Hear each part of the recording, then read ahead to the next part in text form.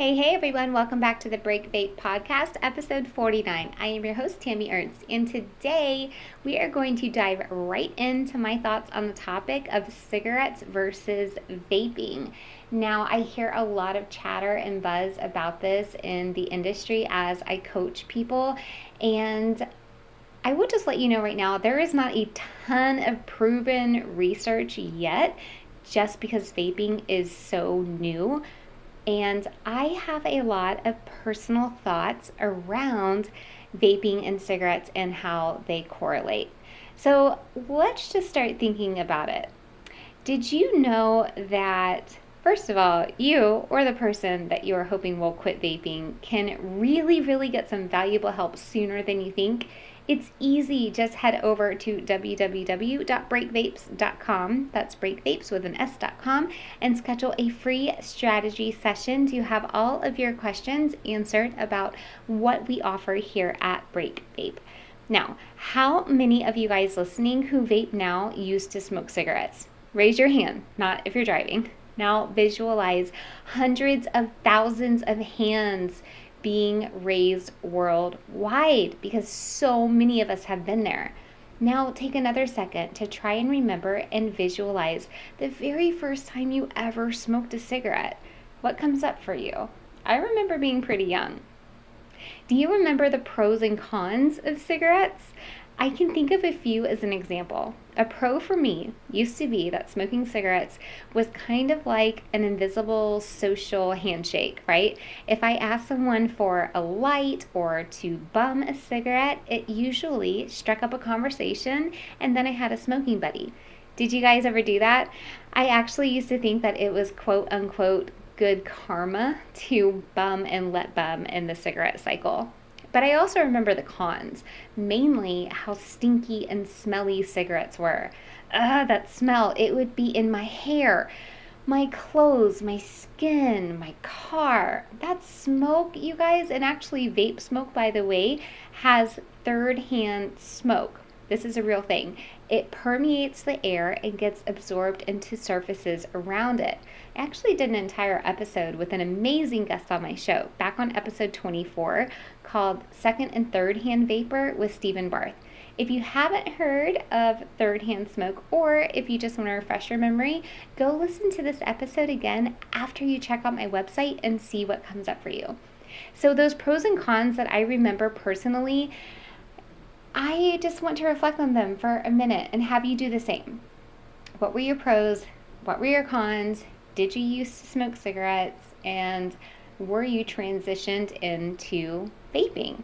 And now I want you to challenge yourself to think about something that vaping and cigarettes both have in common.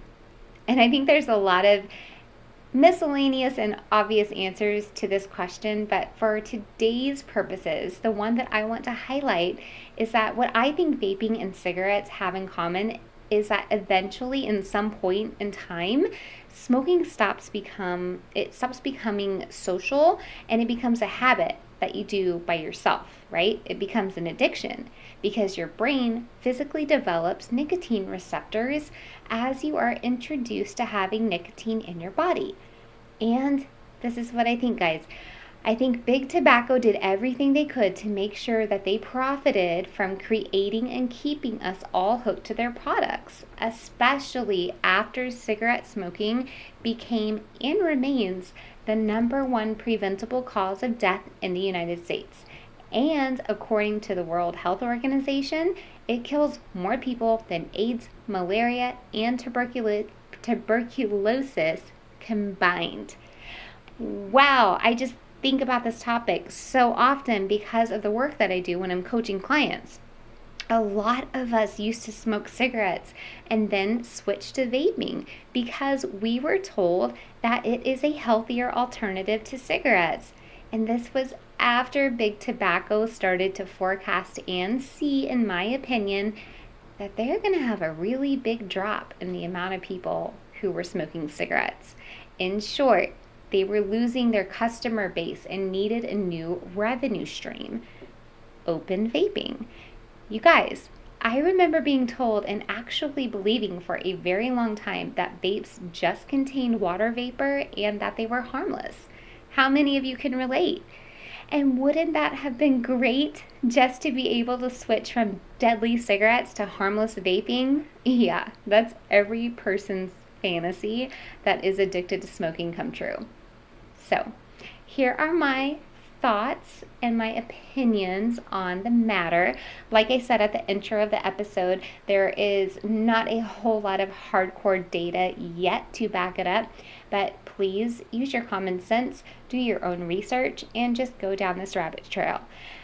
As a coach, I get asked if vaping is a safer alternative to smoking cigarettes almost every single day, without exaggeration.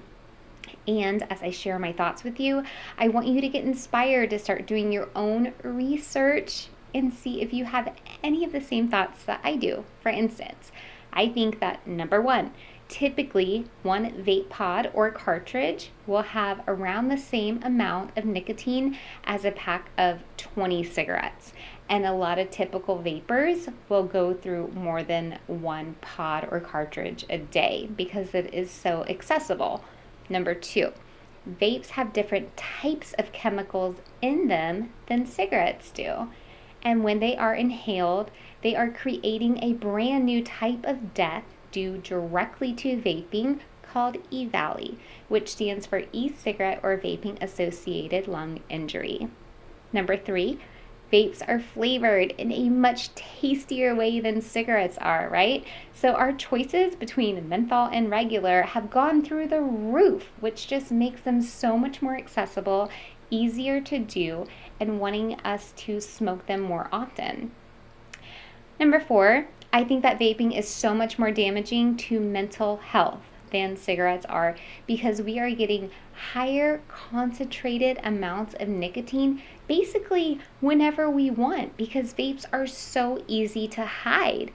But then hiding them in its own essence leads to a shame spiral of guilt, regret, and depression. Guys, I challenge you to look up articles that correlate with vaping and depression, and perhaps your mind will get some information like mine has, which shows that people who vape are twice as more likely to have depression than people who have never vaped. Number five, and my last thought for this episode, but surely not for the entire matter, is that vaping has been branded as cool and socially acceptable, in part because vaping ads are targeted straight to kids on social media. And this is one of the many, many examples of how addiction is being taught to our kiddos from a very young age in our society. So my friends, again, I encourage you to get very, very curious about this topic and to do your own research because vaping is not a healthy choice. Zero nicotine vapes are not a safe choice, and I'm so sorry, you guys. If you want to quit smoking cigarettes, vaping is not a safe route to take. You are just going to have to change your thoughts around addiction and let them set you free. And they will, like magic, if you work on your urges and ability to manage stress and anxiety in a healthy way. If you have never vaped before, please do not start. Vaping is not safe. I could go on and on about this topic, guys, and we will definitely circle back to this with experts in the future. I am always thinking about you guys out there struggling with vaping, perhaps even hiding it and shame spiraling. Let me know what you're doing. Let me show you a better way. It is absolutely available to you, and you are 200% worthy of knowing how to quit vaping ASAP. Don't wait, okay? Head over to www.breakvapes.com, schedule a free strategy session, and let's get started working together on your vape-free future. I have your back, and I always have a plan. You guys are the best. I mean it. See you next week. Bye for now.